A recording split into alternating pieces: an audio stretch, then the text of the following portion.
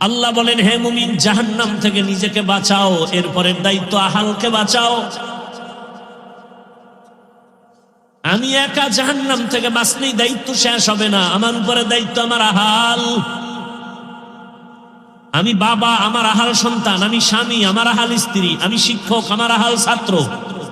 আমি চেয়ারম্যান, আমার আহাল ইউনিয়নের মানুষ। আমি মেম্বার, আমার আহাল ওয়ার্ডের মানুষ। আমি এমপি, আমার আহাল আমার আসনের মানুষ। আমি সরকার প্রধান, আমার আহাল গোটা দেশবাসী। আমি একজন আলেম, গোটা উম্মত আমার আহাল।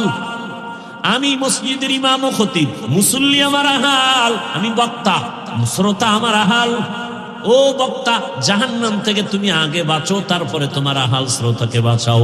বাবা, জাহান্নাম থেকে আগে বাঁচাও, এরপরে তোমার আহাল সন্তানকেও বাঁচাও।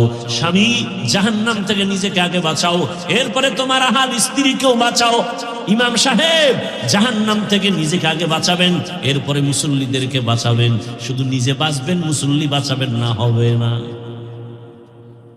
বড় কঠিন কথা। ক্বালান নবী সাল্লাল্লাহু আলাইহি ওয়া আলিহি ওয়াসাল্লাম, আলা কুল্লুকুম রাঈন ওয়া কুল্লুকুম মাসউলুন আন রাইয়াতিহি। সবাই দায়িত্বশীল। আল্লাহর আদালতে দায়িত্বের জবাবদিহিতার কাঠগড়ায় দাঁড়াতে হবে। কিয়ামতের ময়দানে বহু মা বাবা শুধু সন্তানের অন্যায়ের কারণে জাহান্নামে চলে যাবে। দুনিয়াতেই তো অন্যায় করে সন্তান, মা বাবার হাতে কেন পুলিশের হ্যান্ডকাপ লাগানো হয়? আর দুনিয়া মাজরাতুল আখিরা, আখিরাতের নমুনায় দুনিয়া তাকায় দেখো। বাবার অন্যায়, কিন্তু সন্তানের অন্যায়ের কারণে বাবার হাতে হ্যান্ডকাপ। কিয়ামতের দিন বহু বাবা মা শুধু সন্তানের অন্যায়ের কারণে জাহান্নামে যাবে। হাসরের মাঠে সন্তান মা বাবার বিরুদ্ধে আল্লাহর আদালতে মামলা পেশ করবে। রব্বানা ইন্না আতা'না সাদাতানা ওয়া কুবারানা ফাআদাল্লুনাস সাবিলা রব্বানা আতিহিম দিফাইন ربنا آتهم ضعفين من العذاب والعنهم لعنا كبيرا। সূরা আহজাব ৬৭ নম্বর আয়াত। মা বাবার বিরুদ্ধে সন্তান মামলা দায়ের করবে। আল্লাহ বলবে, এই ছেলে নামাজ পড়ছো না, রোজা রাখছো না, জিকির করছো না, তেলাওয়াত করছো না, কেন? বলবে, ও দয়ার মালিক, সব আমার মা বাবার দুর্বলতা। আমার মা বাবা কোনোদিন আমাকে নামাজের দাওয়াত দেয় নাই, রোজার দাওয়াত দেয় নাই, জিকিরের দাওয়াত দেয় নাই, কোরআন শিখায় নাই। অথচ কত ডিসি দেখছি টেবিলে বসে বসে কোরআন তেলাওয়াত করে। ডিসি সাহেব ডিসির চাকরি পেয়ে কি কোরআন শিখা শুরু করেছেন? কয় না। আব্বা আম্মা সেই ছোটবেলা মক্তবে পাঠাইছেন, আর ওখানে গিয়ে কোরআন শিখে ফেলেছি।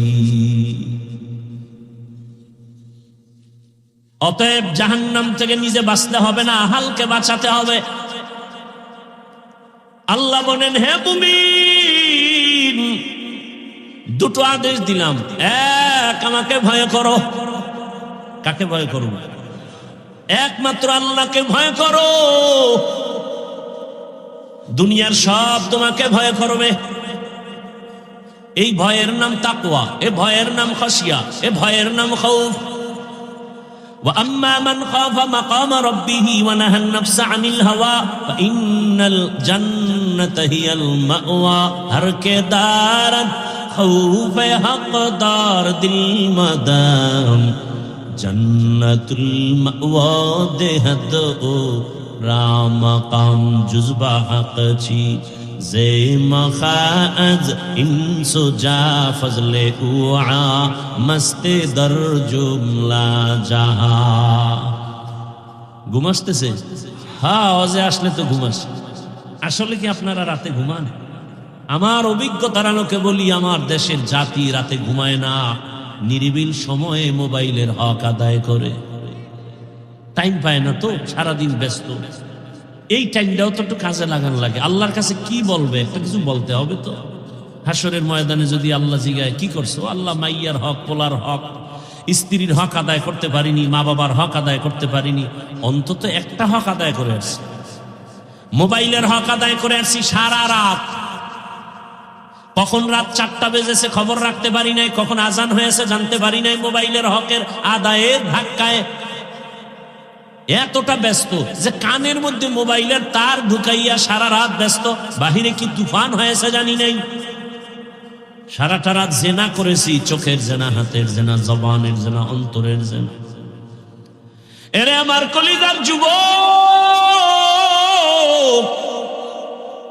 ঘুমের মধ্যে যদি আজরাইল এসে দেখে তোর কানের ভেতরে গানের তার লাগানো, আজরাইল বলবে তুই রেডি হ, পরে আসবো। কি ঘুমের মধ্যে আজরাইল আসবে না, তাই তো? হ্যাঁ, মরণ থেকে যতই পালাও মরণ তোমায় নিবে ঘিরে। যদিও সুদূর আকাশ পানে লুকাও সেথায় লাগিয়ে সিঁড়ি। নদী পথে নৌকা চালাও ও বাজে ভাই, বেলা ডোবার আগে আমি উপার উঠতে চাই। ডুবে গেলে বেলা রে আর উঠে না, ভেঙ্গে গেলে মেলা রে আর জমে না। ওগো নবীর উম্মতেরা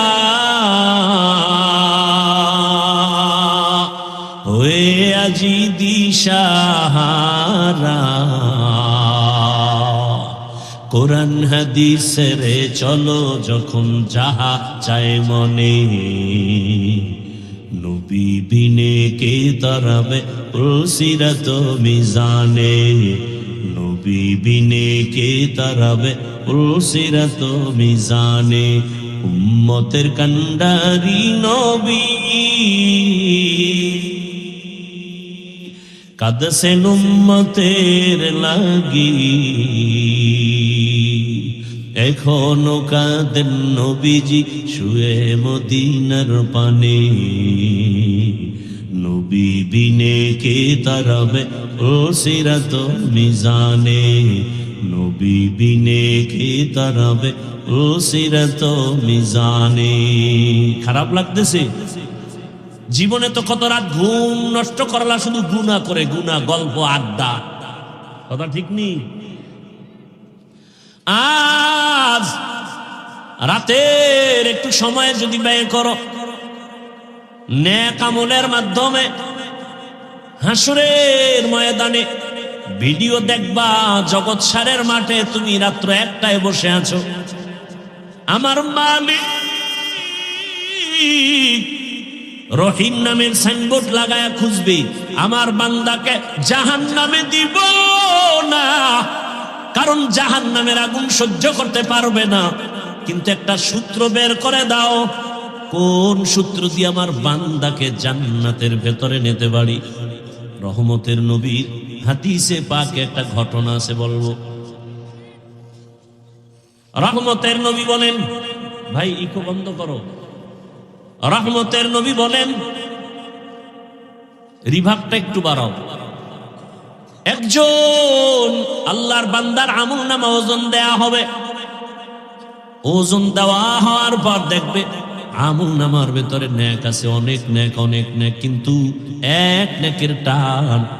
একটা নেক হলে জান্নাতে যেতে পারবে, কিন্তু ওই একটা নেক নাই। ওই একটা নেক কোথায় পাবে? আল্লাহ বলে, একটা নেক দেও, না হয় জান্নাতের ফয়সালা হবে না। আল্লাহর বান্দা পেরেশান হয়ে যাবে। দয়াময় রব্বুল আলামিন বলবেন, খুঁজো হাসরের মাঠে, দেখো একটা নেক কে তোমাকে দেয়। তোমার ছেলে, তোমার মেয়ে, তোমার স্ত্রী, তোমার মা বাবা, দেখো কার কাছে গেলে একটা নেক পাইবা। আল্লাহর বান্দা কাঁদবে আর হাসরের মাঠে দৌড়াবে। হাসরের মাঠ এই জমিন হবে হাসরের ময়দান, সিরিয়ার জমিন হবে। আল্লাহর বিচারালয় এই স্টেজ হবে সিরিয়ায়। প্রথম কিবলা বাইতুল মাকদিস, ওখানে হবে আল্লাহর বিচারালয়, আদালত। আল্লাহ হাসরের ময়দানে স্টেজ কায়েম করবেন আর সিংহাসনে আল্লাহ বসবেন। বসার পরে আল্লাহ একটা কঠিন গরম আওয়াজ দিবেন, গরম আওয়াজ। সরকার প্রধান যখন ক্ষমতার চেয়ারে বসেন, জাতির উদ্দেশ্যে একটা ভাষণ দেয়নি, চেয়ারে বসিয়ে এই ভাষণ দেয়, ও দেশের জনগণ, আপনাদের ভোটের অধিকার নিয়ে আমি চেয়ারে বসছি, তবে শুনেন, দেশটাকে সুশৃঙ্খল ভাবে পরিচালনার জন্য আমাকে ইনসাফের সাথে চালাতে হবে। সেই ক্ষেত্রে কিছু আইন আছে, আইন আপনারা মান্য করে চলতে হবে। কে আমাকে ভোট দিছেন আর দেন নাই, সবার জন্য আইন সমান, আইন লঙ্ঘন করবেন, কাউকে ছাড় দেওয়া হবে না, জেলখানা রেডি, জরিমানা রেডি। আল্লাহ তাআলা হাসরের মাঠ কায়েম করে, পুরা জমিন হবে হাসরের মাঠ, সিরিয়ার জমিন হবে আল্লাহর বিচারালয়, আদালত। আল্লাহ এত গরম একটা আওয়াজ দিবেন, ওই আওয়াজে হাসরের ময়দানটা থরথর করে কেঁপে উঠে, মানুষ বেহুশ হয়ে যাবে। আরে বাবা রাগ করে সন্তানের উপরে, এত পরিমাণ রাগ, ওই সন্তানের রাগটা কে থামাবে? বাবায় যখন রাগ হয়ে গেছে, সন্তানের মারবে, একটা ছুরি হাতে নিয়ে কয় পেলে এখন জবাই করব। ওই বাবার রাগ কেউ থামাতে পারে না। স্ত্রী পাশে গিয়া বসে সুন্দর কথা বুঝায় বুঝায় থামায়, এই স্বামী আমার, এত পাগল হলে কি হবে? এই মুহূর্তে তুমি রাগ করেছো, সন্তানটার উপরে যদি একটা অ্যাক্সিডেন্ট করেই ফেলো, তুমি তো আবার কান্না করবা, থামো। তাহলে স্বামী রাগ হলে সন্তানের উপরে মা এসে থামায়, কথা ঠিক নেই। আল্লাহ যদি রাগ করে, থামাবে কে? কঠিন হুঙ্কার দিবেন, এমন কঠিন। হাসরের মাঠে সব উলঙ্গ দাঁড়ানো হবে, নারীরাও উলঙ্গ, পুরুষেরাও উলঙ্গ, সব এক জায়গায়। আম্মা জান আয়েশা রাদিয়াল্লাহু আনহা বলেন, ও রহমতের নবী, লজ্জা লাগবে না? কেউ কারো দিকে তাকালে তো লজ্জা পাবে। রহমতের নবী চোখের পানি ছেড়ে বলেন, ও আয়েশা, হাসরের মাঠ এমন কঠিন, এমন কঠিন হবে, কেউ কারো দিকে তাকানোর হুঁশ থাকবে না। কেমন কঠিন হবে যে কেউ কারো দিকে তাকানোর হুঁশ থাকবে না। আল্লাহ যদি রাগ করেন তো কে থামাবে, কে নরম করবে? আমার আল্লাহকে তো কেউ নাই। আল্লাহ কয়, ওয়ামা আরসালনাকা ইল্লা রাহমাতাল লিল আলামিন।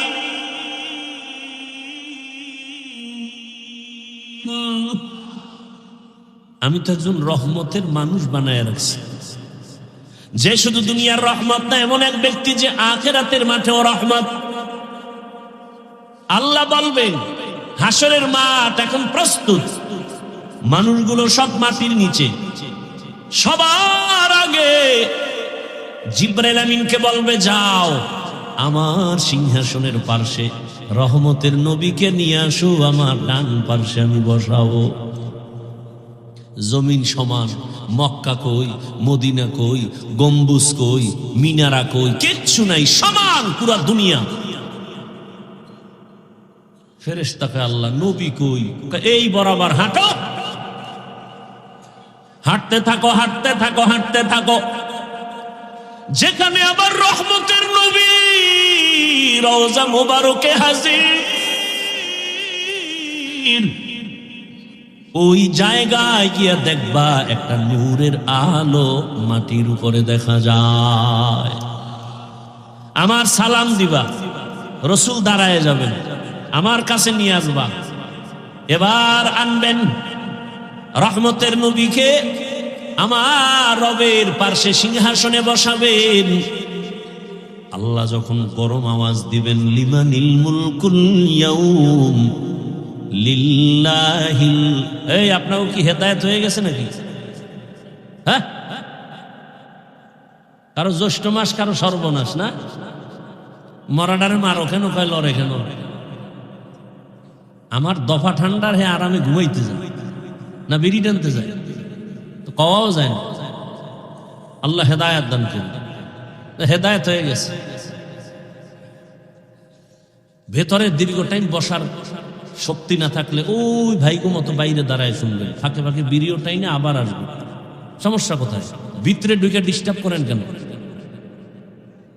আল্লাহ হেদায়েত দান করুন।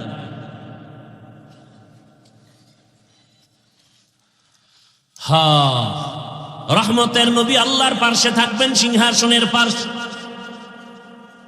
আল্লাহ রাগান্বিত আওয়াজ দিবেন, গরম হয়ে গেছে, এখন আর ঠান্ডা করার কোন উপায় নাই। হঠাৎ আমার আল্লাহ একটু কুদরতের নজর দিয়া রহমতের নবীর চেহারার দিকে যখন তাকাইবেন, মতো পেটের ক্ষুধা নিবারণ করবি। ও আমার যুবক বাবারা, বৃদ্ধ বাবাজি, পর্দার আড়ালের মা বোনেরা, কয়দিন এই দুনিয়ার বাহাদুরি, চোখের সামনে লাশ আর লাশ, ঘুমের ভেতরে লাশ, পানির নিচে লাশ, গাড়ির নিচে লাশ, কয়দিন করোনায় লাশ, ডেঙ্গুর লাশ, এক এক করে কত বন্ধু চলে গেল রে বাবা। ওই আল্লাহর বান্দা ঘুরবি, একটা নেক হলে আমি জান্নাতে যেতে পারি। ঘুরতে ঘুরতে সন্তানের পাবে, বাবায় বলবে, এই সন্তান একটা নেক আমারে দে, আমি জান্নাতে যেতে পারবো। সন্তান বলবে, আমি বাবা ছাড়া দুনিয়াতে আসতে পারি নাই, তুমি যে আমার বাবা বিশ্বাস করি না। যাও। বাবা চোখের পানি ছেড়ে কাঁদবেন, ঘুরবে, কোথায় যাব? স্ত্রীর কাছে যাবে, একই জবাব। মা বাবার কাছে যাবে, একই জবাব। আমার আমল নামায় সব গুনাহ, গুনার গুনাহ, চোখের গুনাহ, হাতের গুনাহ, জবানের গুনাহ, অন্তরের গুনাহ, নামাজ না পড়ার গুনাহ, বেপরদায় চলার গুনাহ, গান শোনার গুনাহ, গীবতের গুনাহ, মিথ্যার গুনাহ। আমার আমল নামায় গুনাহ ছাড়া কিছুই নাই। তবে আমার আমল নামায় জীবনের একটা ভালো কাজের একটা নেক আমল আছে, কিন্তু একটা নেক দিয়ে তো জান্নাত পাবো না। আমার অনেক গুনাহ বেশি, নেক একটা, এক নেক দিয়া জান্নাত আমি পাবো না। তবে আজকে এই বিপদের সময় আমি চাই আমার ভাইটাকে নেকটা দিয়া সহযোগিতা করি। ও ভাই, তুমি আমার নেকটা নিয়ে নাও। বলে, তুমি জাহান্নামে যাবে, তোমার একটা নেক দিয়ে আমারে, তোমার লাভ কি? কয়, আমার লাভ তো কিছুই না, তবে একটা তৃপ্তি, আমার একটা ভাইয়ের উপকার করতে পেরেছি, এটাই আমার তৃপ্তি। আমি আমার ভাইয়ের উপকার করতে পেরেছি। ও জগৎ সারের মুমিন, রহমতের নবী বলেন, খায়রুন নাস মান ইয়ানফাউন নাস। ভালো মানুষ তো ওই ব্যক্তি যে অন্যের উপকার করে। আজকে দেখো তাকায়া, যে যত ক্ষতির মধ্যে পড়ে কাছের মানুষের কারণে, আপন লোকটাই ক্ষতি করে, দূরের মানুষ তেমন করে না। অমুকের জবাই করেছে কে, তদন্ত করে রিপোর্ট বের হয় আপন বডিগার্ড, আপন কর্মচারী, আপন বাড়ির দারোয়ান, ড্রাইভার, আপন। অথচ রাসূল বলেন, তুমি তো ভালো মানুষ হতে হলে এমন হও যে তোমার দ্বারা কারো ক্ষতি হবে না। এর নামই তাকওয়া, আল্লাহর ভয়। কারো উপকার করতে না পারলেও ক্ষতি করব না, কারো প্রশংসা করতে না পারলেও বদনাম করব না। ওই আল্লাহর বান্দা একটা নেক দিয়া বলে, আমি ভাইয়ের উপকার করি, এটাই আমার তৃপ্তি, আল্লাহর আদালতে চলে যাবে। ওই বান্দা বলবে, আল্লাহ নেক পেয়েছি, জান্নাত দাও। পাইলি কই? ছেলে? কয় না। মেয়ে? না। কে দিয়েছে? বলে, আমার রক্তের কেউ দেয়নি। তবে আল্লাহ, আমি হাঁটতেছি, তোমার এক বান্দা চোখের পানি ছেড়ে কাঁদে জাহান্নামের ভয়। ওই বান্দা, তার আমল নামায় সব গুনাহ, একটা নেক ছিল, ওই নেকটা আমাকে দিয়েছে। কেন? কেন? তাকে দা আমার সামনে আনো। সামনে আনবে। তুমি কি এর একটা নেক দিছো? বলে, হ্যাঁ আল্লাহ দিয়েছে। কেন? ও আমার যুবক বাবারা, বৃদ্ধ বাবাজিরা, পর্দার আড়ালের মা বোনেরা, বয়ান শুনলে হবে না, এগুলো অন্তরে ঢুকাইয়া তওবা করেন। কয়দিন আর দুনিয়াতে বাহাদুরি করবেন?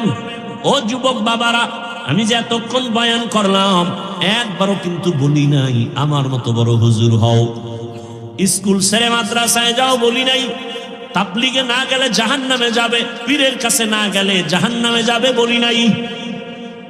বরং আমি চাইলে যুবক, আমার দেশে মাওলানা মুফতি মুহাদ্দিসের অভাব নাই, আমার দেশে আদর্শবান ডাক্তারের অভাব, আদর্শবান ইঞ্জিনিয়ারের অভাব, আদর্শবান ওসি ডিসিএসপির বড় অভাব। আমি চাই তুমি স্কুলে পড়ো, কলেজে পড়ো, ডাক্তার হও, প্রফেসর হও, ইঞ্জিনিয়ার হও, তুমি একজন ওসি ডিসিএসপি হও, চেয়ারম্যান মেম্বার এমপি হও, তবে আদর্শবান হইও, বেয়াদব হইও না রে বাবা। যদি বেয়াদব মার্কা ডাক্তার হও, লিখে রাখো তাসলিমা নাসরিনের পরিণাম ফলের মতো তোমারটাই হবে। বলতে পারো হাফিজ ভাই ডাক্তার হব, ইঞ্জিনিয়ার হব, তবে আদো বলা হতে হবে, বেয়াদব হব না। এ কথার ব্যাখ্যা কি? ভালো করে মনে রাখো যুবক, লিখে রাখো। 3 জায়গায় বেয়াদবি করবা না, লিখে রাখো কসম আল্লাহর, করলেই মরার আগে তোমার ধ্বংস শুরু। কয় জায়গায়? 3 জায়গায় বেয়াদবি করবা না। 1 নাম্বার হলো মা বাবা। মা বাবার সাথে যদি বেয়াদবি করো, আর মা বাবা যদি কষ্ট পেয়ে নিঃশ্বাস ফেলে বলে আহ, তোমার ধ্বংস শুরু। 2 নাম্বার জায়গা শিক্ষক। তোমার ওস্তাদ আমার ওস্তাদ, আমার মা বাবা দোয়া করেছেন, এ কারণে বিবারিয়ার ময়দানে চেয়ারে বয়ান করি, কিন্তু বয়ানটা আমার মা বাবা শিখান নাই, আমার ওস্তাদ আমারে ধরে ধরে বয়ান শিক্ষা দিয়েছেন। অতএব ওস্তাদের বয়ান অবদান কম না, ওই শিক্ষকের কষ্ট দিবে না, বেয়াদবি করবা না। যদি বেয়াদবি করো, শিক্ষক যদি কষ্ট পেয়ে নিঃশ্বাস পেলে ধ্বংস শুরু হয়ে যাবে। 3 নাম্বার জায়গা উলামায়ে কেরাম মুরব্বী, এদের সাথে যদি বেয়াদবি করো, নিঃশ্বাস পেলে তোমার ধ্বংস শুরু হয়ে যাবে। রাস্তায় চলি মাঝে মাঝে কত ল্যাংটা পাগল দেখি, ইংলিশে কথা বলে, আরবিতে কথা বলে। বিষয়টা কি? ভালো ছাত্র ছিল, বেয়াদবি করে বর্তমার কারণে ধ্বংস হয়ে গেছে। গোটা দুনিয়ার ইংরেজি শিক্ষিতরা পাগল 10 মিনিটের লেকচার শোনার জন্য। ওনার লেখা উর্দু লেখা বই, আরবি লেখা বই, বাংলা অনুবাদ গুলো পড়েন না, দেখবেন কি পরিমাণ জ্ঞান ভেতরে ঢুকানো। জাকির নায়েক সাহেব তার 10 মিনিটের কথা শুনে বলে, মাযহাব না মানলে ইসলাম মানার রাস্তা খোলা নেই। ভাইরা আমার, ভালো মানুষ যারা হইছে, এই যুবক, তোর মতো সারা রাত মোবাইলে আকাম করলে জীবনে ডাক্তার জাকির নায়ক হতে পারতো না। হাসো, নির্লজ্জের মতো হাসো। তোর মতো একটা যুবক গোটা দুনিয়া নেতৃত্ব দিবে, সেই মেধা তো আল্লাহ যুবকের দিয়েছে, নষ্ট করো কেন? আমি তো চাই তুমি এমন ডাক্তার হও, জাকির নায়কের মতো সারা বিশ্ব তোমাকে চিনবে, এমন ইঞ্জিনিয়ার হও, গোটা দুনিয়া তোমাকে চিনবে, মরে গেলে মানুষের হৃদয়ে অমর হয়ে থাকবে। আর সেই জীবন চাইলে 3 জায়গার দোয়া নাও। কয় জায়গার মনে আছে তো? মা বাবা, শিক্ষক, ওলামায়ে কেরাম। বেয়াদবি করিও না, আর পেছনের গুনাহ থেকে তওবা করো। মনে মনে আল্লাহকে বলো, আল্লাহ জীবনে তো গুনাহ কম করি নাই, নফসের ধোকায় পড়ে তওবা করি। আমি ডাক্তারি পড়ি, ইঞ্জিনিয়ারিং পড়ি, আমি জেনারেল লাইনে পড়ি। ঢাকা কলেজে গিয়ে দেখো না কত যুবক কলেজে পড়ে, বড় পাগড়ি মাথায়, বড় দাড়ি, বড় জামা পরে যায় কলেজে, ঢাকা কলেজে। আরে মাওলায় কবুল করলেই তো সম্ভব, চেষ্টা করো। দুনিয়াতে জীবনের মাথা উঁচু করে দাঁড়াও। তোমার মেধা, তোমার প্রতিভাকে নষ্ট করো কেন? এক মোবাইল ধ্বংস করেছে সব। ওখান থেকে নিজেকে ফিরাও, বখাটে সন্তানদের আড্ডা থেকে নিজেকে বাঁচাও। জীবন শেষ হয়ে যাবে, যৌবন নাই, লেখাপড়া নাই, কিচ্ছু নাই। তওবা করো, আল্লাহ তুমি আমারে মাফ করে দাও, আর নামাজ ছাড়বো না, দাড়ি কাটবো না, বেপরদায় চলবো না। মা বাবার দোয়া, শিক্ষকের দোয়া, উলামায়ে কেরামের দোয়া নিয়া নবীর আদর্শ মেনে চলবো। ও মা ও বোনেরা, এখনো তওবা করেন, আল্লাহকে মনে মনে বলেন, আর বেপরদায় চলবেন না, নামাজ ছাড়বেন না, মোবাইলে সময় নষ্ট করবেন না, স্বামীর মাল খেয়ানত করবেন না। আল্লাহর কাছে খাঁটি অন্তরে তওবা যদি করতে পারেন, আল্লাহ জীবনের গুনাহ মাফ করে দিবেন। হাসরের ময়দানের ভয় আর ওলামায়ে কেরামের পরামর্শ নিয়ে নিজের আত্মাটারে পবিত্র করবেন, তাকওয়ার মানদণ্ডে চলবেন, গুনাহ ছাড়বেন। আল্লাহ পাক রব্বুল আলামিন তওবার দরজা খুলে রাখছেন। যদি বান্দা খাঁটি অন্তরে তওবা করতে পারে, আল্লাহ জীবনের গুনাহ মাফ করে দিবেন। ও দয়ার মালিক, মনে মনে ডাকো, আমার আল্লাহর মতো দয়াময় কেউ নাই। হে আল্লাহ, এই ময়দানে কুদরতের নজর দিয়া দেন, এই ময়দানের প্রত্যেকের হেদায়েতের মালা গলায় আমদ দান করেন। পাশাপাশি আপনাদের সামনে সংক্ষেপ কিছু কথা রাখবো। এই ক্ষেত্রে কোরআনে হাকিমের এক আয়াত, রাসূলের একটি হাদিস পড়েছি।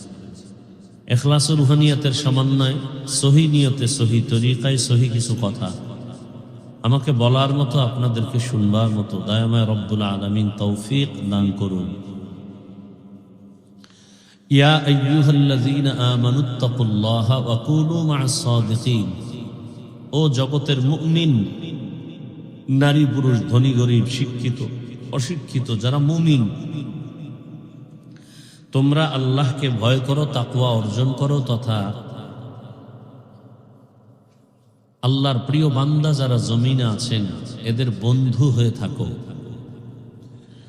নবীজি হাদিসে বলেন, মান তাশাব্বাহা বিকৌমিন ফাহুয়া মিনহুম। দুনিয়াতে যে ব্যক্তি যেই দলের সাথে সম্পর্ক রাখবে, যে কওমের সাথে উঠা বসা, চলাফেরা, ভালোবাসা রাখবে, হাসরের দিন তার সাথেই তার উঠতে হবে। তর্জমা শেষ। খুব সংক্ষেপ কথা, বুঝার চেষ্টা করো। বাংলাতে একটি প্রবাদ আছে, যার সাথে যার মুহাব্বত তার সাথে তার কিয়ামত। রাসূল কি বলছেন? যেই ব্যক্তির সম্পর্ক যেই দলের সাথে, যেই কওমের সাথে উঠা বসা, চলাফেরা, ভালোবাসা, কিয়ামতে তাদের সাথেই উঠবে। আপনার আমার ভালোবাসা যদি আব্রাহাম লিঙ্কনের আদর্শের সাথে হয়, তাহলে কিয়ামতের ময়দানে আব্রাহাম লিঙ্কনের সাথেই আমাদেরকে উঠতে হবে। কথা বুঝার চেষ্টা করি। আপনার আমার ভালোবাসা, উঠা বসা, চলাফেরা, অল টাইম যদি এই ভালোবাসাটা মাও সেতুনের আদর্শের সাথে হয়, লেনিনের আদর্শের সাথে হয়, কালমার্সের আদর্শের সাথে হয়, এদের সাথেই হাসরের দিন উঠতে হবে। আপনার আমার সম্পর্কটা কেহ যদি মনে করে কি বলে, বাংলাদেশের আদর্শ বিক্রি করেনওয়ালা এরশাদ সাহেবের আদর্শের সৈনিক আছে না, এরা উঠতে বসতে সর্বত্র প্রচেষ্টা চালায়, আমরা এরশাদ সাহেবের আদর্শ বাস্তবায়ন করব। কিয়ামতের দিন ওই আদর্শ নিয়ে যারা চলবে, হাসরের দিন তাদের সাথেই হাসর হবে। কেউ যদি শেখ মুজিবুর রহমান সাহেবের আদর্শের সৈনিক বলে উঠা বসা চলাফেরা করে, এটাই ভালোবাসার মূল থিম হয়, সব বিষয় কে জানে?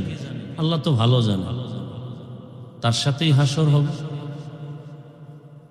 কিছু আল্লাহর বান্দা আছে মদিনার আদর্শ ভালো লাগে না, এই জন্য চুল কাটছে ক্রিকেটারের আদর্শ অনুযায়ী, চুলগুলো ওভাবে, পোশাকটা সেভাবে, দাড়ি রাখে না ফট করে রেখে দিছে একেবারে নিচে অংশ, কি ভাষা বলে, একটা স্টাইল করেছে, দাড়ি রেখি নেই। কি স্টাইল কেন? বলে আন্তর্জাতিক মানের খেলোয়াড়দের স্টাইল। কিয়ামতের জন্য খেলোয়াড়দের সাথেই তোমাকে উঠতে হবে। আর যার ভালোবাসা আল্লাহর সাথে, রসুলের সাথে, কোরআন হাদিস, উলামায়ে কেরামের সাথে, কিয়ামতের দিন রসুলের সাথে, ওলামাদের সাথেই তার হাসর হবে। যার সাথে যার মুহাব্বত তার সাথে তার কিয়ামত। খুব খেয়াল করবেন, আমি যতটুকু কথা বলবো আপনাদের সামনে, আমার মূল একটা বিষয়কে আমি মাথায় রেখে কথা বলবো, সেটা হলো আমার জীবনের মূল ইসলাম, আমার জীবনের মূল কোরআন, আমার জীবনের মূল আল্লাহ এবং রসুল। আমি সেই বিষয়টাকে মাথায় রেখে কথা বলবো, এবং ইসলাম, কোরআন হাদিস যা বলে আমি ওই বিষয়ে চেষ্টা করব শালীন ভাষায় বলার জন্য। কোরআন হাদিসের সব বয়ান করা যায় না, যদি হুবহু বয়ান করতে থাকি তাহলে এখানে প্রত্যেকটা মানুষের কলিজা পুড়িয়া ছাই হয়ে যাবে, কারণ সব হলো রুগী, সব কি রুগী। ওই মাগরিবের পরে বয়ান করছি নবীনগর ওই অঞ্চলে, মনে হয় সম্ভবত, ওখানে বলেছিলাম না, ওখানে না, গতকাল, যে আমার কাছে কোরআন হাদিসের বাইরেও বয়ান আছে। কোরআন হাদিসের বাইরে বয়ান করলে কারো দিলে কষ্ট লাগবে না, মজার বয়ান আছে। আর কোরআন হাদিসের ভেতর দিয়ে বয়ান করলে কলিজা ছিদ্র হয়ে যাবে।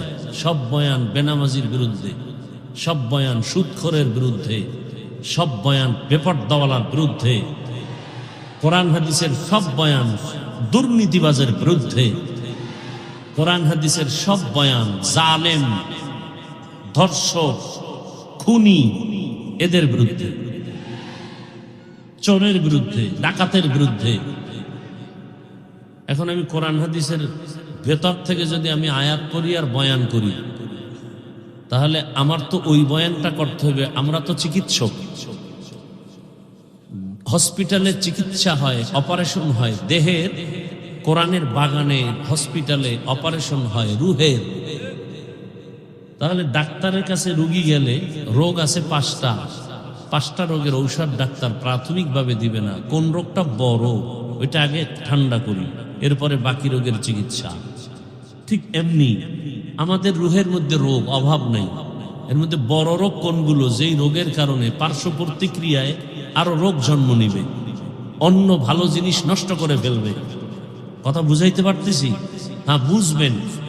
বয়ান আপনারা সবাই জানেন, কিন্তু বুঝের অভাব। কিসের অভাব ভাই? বুঝের অভাব। না হয় আপনি মুসলমান, আমিও মুসলমান, নাকি সন্দেহ? আপনার আল্লাহ আমার আল্লাহ দুই না এক? কোরআন, নবী, হাদিস, ধর্ম, কালেমা, কাবা, পৃথিবীতে আসার সিস্টেম, বিদায়বেলা কাফনের সংখ্যা। আমাকেও 3 কাফন, আপনাকেও 3 কাফন। আমার সম্মানে একটা কাফন কেউ বাড়ায় দিবে? গরিব মরে গেছে, তার দুর্বলতার কারণে একটা কাফন কম হবে, কালার হবে আলাদা, তাও এক। কি কালার হবে? সাদা। আমাদের হুজুরদের কালারটা হবে আলাদা, সব এক। আমার দেশে কালার নিয়েও ঝগড়া চলে না? চলে না। তুমি সবুজ পরো না কেন? তুমি কালো পরো না কেন? তুমি সাদা পরো কেন? এরকম কালার নিয়েও ঝগড়া। আমাদের জীবনের শেষ বিদায়ের কাফনের কালার সবার এক। কবরের সাইজ একটু ব্যবধান না, তাও এক। কবরের প্রশ্ন তাও এক। 3 প্রশ্ন সবার বেলা। তাহলে আল্লাহ এক, নবী এক, কোরআন এক, হাদিস এক, কাবা এক, ধর্ম এক, কালেমা এক, সব এক। অথচ বুঝটা কত দুর্বল আপনার। দেখেন, আমিও মুসলমান, আমিও ইসলাম ধর্মের মানুষ, আপনিও ইসলাম ধর্মের মানুষ, অথচ আমি টুপি খুলতে চাই না আর আপনি টুপি দিতে চান না। আপনাকে আলাদা টুপির ফজিলতের বয়ান দিতে হয় আমাকে। আমি নামাজ ছাড়তে চাই না, আপনি নামাজ পড়তে চান না। পড়েন না তো পড়েনি না, আবার বলেন নামাজ না পড়লে কি হবে? দিল পরিষ্কার। আপনাকে নামাজের গুরুত্বের বয়ান দিতে হয় আমার। এবার বুঝেন আপনি কত ভিআইপি জগতের মুসলমান, আর আমরা কত দুর্বল মুসলমান। আপনি মসজিদে না ঢুকলে, আমরা ঢুকলে শান্তি, না ঢুকলে লজ্জা। আর আপনি কেমন মুসলমান? মসজিদে ঢুকতে গেলে লজ্জা। আমরা পর্দা না করলে লজ্জা পাই, আর আপনারা পর্দা করলে লজ্জা পান। আপনারা কত বড় ভিআইপি মুসলমান, বড় কঠিন হালাত। সমস্যাটা কোথায়? বুঝের অভাব। দেখেন বুঝটা কেমন। আমার বুঝ কি? টুপি দিলে সম্মান। আপনার বুঝ কি? টুপি দিলে মাথা গরম। বুঝ আমার বুঝ কি? দাড়ির মধ্যে, রসুলের পোশাকের মধ্যে সম্মান। আপনার বুঝ কি? দাড়ি রাখলে যৌবনের ভাব চলে যাবে, পোশাক পরলে শরীরটা আটকা লাগে। বুঝ। এই বুঝটা ঠিক হয়ে গেলে তখন আর হুজুর হতে হবে না, কলেজের প্রফেসর নামাজ শুরু করে দিবে। বুঝ ঠিক হয়ে গেলে র্যাবের চাকরিজীবী নামাজ ধরে ফেলবে। এরকম RAB, army, police, BDR, doctor, professor, engineer, OC, DC, SP 5 ওয়াক্ত নামাজি নাই। বুঝ ঠিক হয়ে গেছে। আর আমি হুজুরের বুঝ যদি ঠিক না হয়, তাহলে আমি বেপর্দার সাথে আড্ডা দিব, মনে করবে এর মধ্যেই শান্তি। বুঝের অভাব। বুঝার চেষ্টা করি। আল্লাহ সবাইকে হেফাজত করে। তাহলে যার সাথে যার মোহাব্বত, তার সাথে তার কিয়ামত। এখন আপনাকে জোর করার কিছু নেই যে এটা করতেই হবে, এটা আমি বলবো না। এটা বলারও কোনো আমার রাইট নেই, কারণ এটা পরীক্ষার হল। পরীক্ষার হলে পরীক্ষার্থী যখন প্রবেশ করে, প্রশ্নের উত্তর সঠিক লিখবে, ব্যাঠিক লিখবে, সবার জন্য স্বাধীনতা সমান। যে সঠিক লিখবে তাকে কোনো সাপোর্ট দিবে না আলাদা, যে ব্যাঠিক লিখবে তাকে কোনো আলাদাভাবে বাধাও দেওয়া হবে না। কেন? পরীক্ষার হল, বাধা দেওয়ার নিয়ম নেই। মুমিনের জন্য পৃথিবীটা পরীক্ষার হল। তুমি টুপি পরলেও তোমাকে নিষেধ নাই, ক্যাপ লাগাও, বাধা নাই। মন্দিরে যাও, বাধা নাই। মসজিদে যাও, নিষেধ নেই। ফলাফলের বেলায় টের পাবে তুমি জান্নাতি না জাহান্নামী। অতএব আমি আপনাকে বুঝাতে পারবো না, আপনাকে আমি জোর করে কিছু করাতে পারবো না। কেন? লা ইকরাহা ফিদ্দীন। দিন সম্পর্কে কাউকে জোর করে দিনের দিকে ঢুকানো যাবে না, ঢুকাইলে বরকত হবে না। হ্যাঁ, তবে এখানে একটা কথা, যদি কেউ আক্রমণ করেন তখন প্রতিবাদ করতে হবে। যেমন আপনি নামাজ পড়েন না, এরকম লোক এখানে বহু আছে, কিন্তু তার অন্তরে নামাজের মহব্বত আছে, সুযোগ পেলে পড়বে।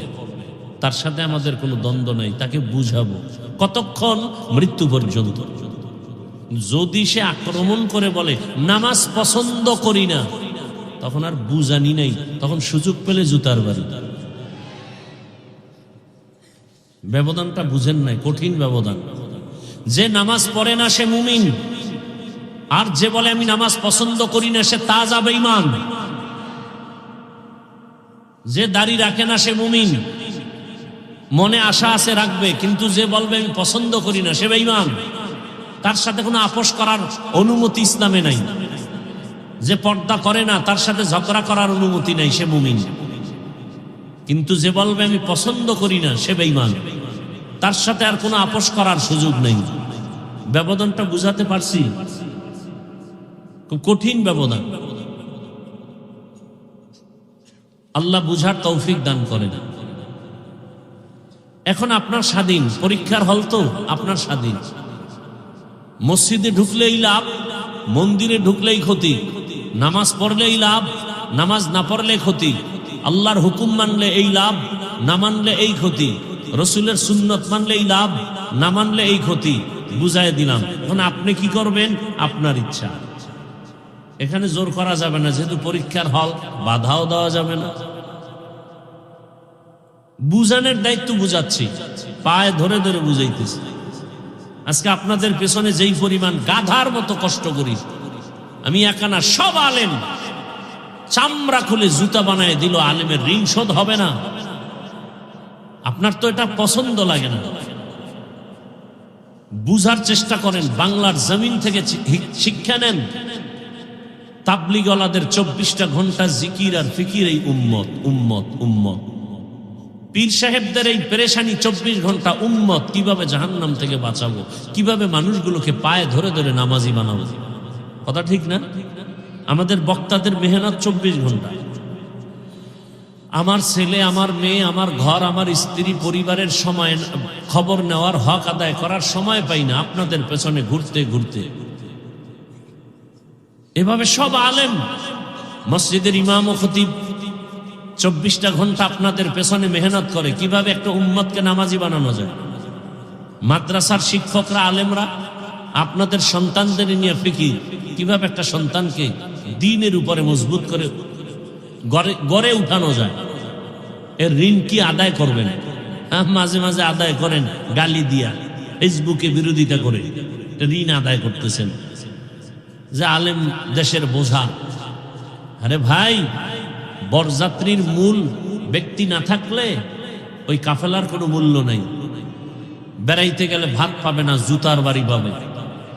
এ জমিনে যদি কোরআনের আওয়াজ না থাকে, আল্লাহর দ্বীন না থাকে, উলামায়ে কেরামের জবানে কোরআনের আওয়াজ না থাকে, এ জমিন আর জমিন থাকবে না। ভূমিকম্প হালকা দিছে, একটা দিলে পুরো পৃথিবী ধ্বংস হয়ে যাবে। ঘুমের থেকে উঠে দেখবেন 50 গজ মাটির তলে শুয়ে আছে। কিসের বাহাদুরি করেন? 100 তলা বিল্ডিং কে ধ্বংস করতে 1 সেকেন্ড লাগে।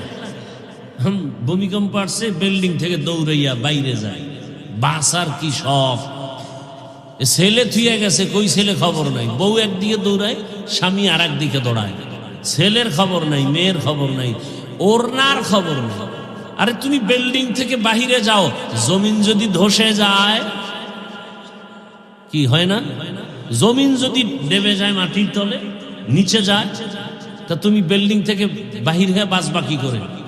বরং ওখানে বসে আল্লাহকে তওবা করো আর গুনাহ মাফ চাও। কই ভূমিকম্প হওয়ার পরে কি মসজিদে মুসল্লি বাড়ছে? তা অপেক্ষা করো, আরো গজব আসবে। সেই ঘুষ করতে এখনো ঘুষ খায়, সুদ করতে এখনো সুদ খায়, তওবা তো করলো না। এই জাতিকে আর কোন গজব দিলে সোজা হবে? আল্লাহ হেদায়েত দান করুন। কি আপনাদের ধারণা কি তাল মিলাবেন না? আমার কথাগুলো বুঝার চেষ্টা করবেন এবং বুঝে শুনে জবাব দিবেন। আমি কোরআন হাদিসের ভেতর থেকে বলবো না বাহির থেকে বলবো? ভেতর থেকে বলবো। সহ্য করতে পারবেন? বুঝেন কিন্তু কোরআন হাদিসে যা আছে আমি টু দি পিওর ওই স্কেলে বলবো, একটা কথা বাহির থেকে বলবো না। যদি মনে হয় বলে ফেলেছি ভুলে ধরায় দিবেন, আমি এখন কানে ধরে তওবা করে নেব সবার সামনে। কিন্তু আমার সব কথার মূল কি? কোরআন হাদিস ইসলাম, এটা আমার মূল। ইসলাম ঠিক, সব ঠিক। ইসলাম ঠিক নেই, কিচ্ছু ঠিক নেই। ইসলামকে চিনেন না, জানেন যে একটা ইসলাম আছে, চিনেন না ইসলাম। যদি চিনতেন, আমি যেমন টুপির জন্য পাগল, আমি যেমন রসুলের আদর্শের জন্য আশেক পাগল, আপনিও পাগল হয়ে যেতেন। না, রসুলের সুন্নাত ছেড়ে দেয়া যায় না। আপনি বুঝেন না ইসলাম যে কত সুন্দর একটা ধর্ম, আপনি বুঝেন না, জানেন না। পৃথিবীতে একটাই মাত্র ধর্ম, মানুষের কল্যাণের চূড়ান্ত কল্যাণ, যেখানে অকল্যাণ বলতে কিচ্ছু নেই। একটাই মাত্র ধর্ম ইসলাম। পৃথিবীতে এমন এক ধর্ম ইসলাম, এর মতো সহজ, সুন্দর, শালীন ধর্ম আর পৃথিবীতে দ্বিতীয়টা নাই। খোদার কসম, আমার কথা অবিশ্বাস করলে কবিরা গুনাহ হবে।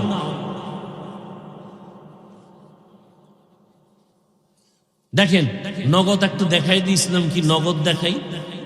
দেখাবো? এই যে প্যান্ডেলে আপনারা বসছেন, ধরে নেন এরকম একটা মানুষের আয়োজন যদি বিবের বাহাদুর সাহেব করতে চান, যে আমি এতগুলো মানুষ এক জায়গায় জমা করব রাত্র 12টায়, তখন তার পেরেশানিটা কেমন? এক নাম্বার, এই লোকগুলো আসতে আর যাইতে ফ্রি গাড়ি দিতে হবে। আপনাদেরকে ফ্রি গাড়ি দেওয়া হয়েছে? হয়নি।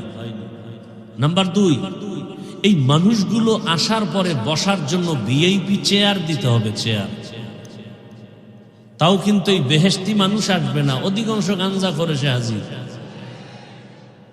আপনাদেরকে ভিআইপি বিছানা দিছে তো চেয়ার কি দিছে? এর থেকে পৃথিবীতে থার্ড ক্লাসের আর কোনো বিছানা হতে পারে? অথচ কোনো কষ্ট আছে? সব আলেম, সাদা দাড়িওয়ালা মুরব্বীরা চুপচাপ বসে আছে। কে ধনী, কে গরিব, কে আলেম, কে মূর্খ, সব একাকার। আল্লাহ মানুষকে বিবেক দিছেন, বিবেকটাকে কাজে লাগান। পশুকে আল্লাহ বিবেক দেননি। একটু বুঝেন, বুঝার চেষ্টা করেন। আমি আপনাদের দুশ্মন না, আমি আপনাদের কলিজার বন্ধু। পাও ধরার জন্য আসছি, গালি দিতে আসি নাই। আপনাদের পাও হাত দিয়া বুঝাইয়া আপনাদেরকে শান্তির দিকে দাওয়াত দিতে আসছি। প্রয়োজনে পাও ধরা লাগলে নিচে এসে পাও ধরবো, সেই অবস্থায় আসছি, গালি দিতে আসিনি। এরপরে এই লোকগুলোকে সাহেব এখানে জমা করার পরে চেয়ারে বসাইলেন, ফাঁকে ফাঁকে নাস্তা দিতে হবে। যদি একটু প্যাকেটে টান পড়ে তো চেয়ারের বাড়ি, বাতাসে উড়বে চেয়ার। আবার কিছু কুলাঙ্গার দেখা যায়, তাদের নিজেদের তর্ক বিতর্ক বিশৃঙ্খলা ভিডিও করে জাতিকে দেখায়, দেখেন আমরা কত বড় বেয়াদ্দব। আমার কথাগুলো চিন্তা করতেছেন তো? আচ্ছা, আপনাদের এখানে আসার পরে থার্ড ক্লাসের বিছানা দিল, কারো অন্তরে কষ্ট নাই। নাস্তা দিছে কতবার? মোনাজাতের পরে দেয়া হবে, হবে না? হবে না, কষ্ট নাই। আচ্ছা, এরপরে এই দুনিয়ার লাইনের এই বিশাল আয়োজন করতে গেলে এতগুলো মানুষকে নিয়ন্ত্রণের জন্য কি পরিমাণ পুলিশ এখানে রাখতে হতো? ভাই, সত্য কথাটা আপনি মানেন আর না মানেন, স্বীকার করেন যে হ্যাঁ এটা বাস্তব। পুলিশ লাগতো না?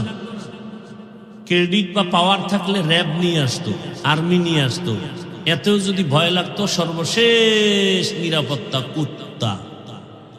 কারণ মানুষের উপরে বিশ্বাস নেই, বডিগার্ড বডির উপরে গুলি মারে। তো কুকুর মানুষের সাথে বেঈমানি করে না, আজও পর্যন্ত শুনি নেই। মানুষ বেঈমানি করে, কুকুর করে না। আপনাদেরকে নাস্তা দেয়া হলো না, আচ্ছা বলেন তো এখানে নিয়ন্ত্রণের জন্য কত টিম পুলিশ আছে? প্রশাসনের কেউ আছে? বুঝলে আর বেশি লাগে কিছু। এতগুলো মানুষ চুপচাপ, এত রাত, কষ্ট, ঠান্ডা, চিন্তা করেন সেই মাগরিবের আগে আসছে, পেটে ক্ষুধা কি পরিমাণ। বাদাম খাইলি কি ওই ক্ষুধা নিবারণ হয়? অন্তত বাঙালির পেট থামে না বাদামে আর চানাচুর, কথা ঠিক না?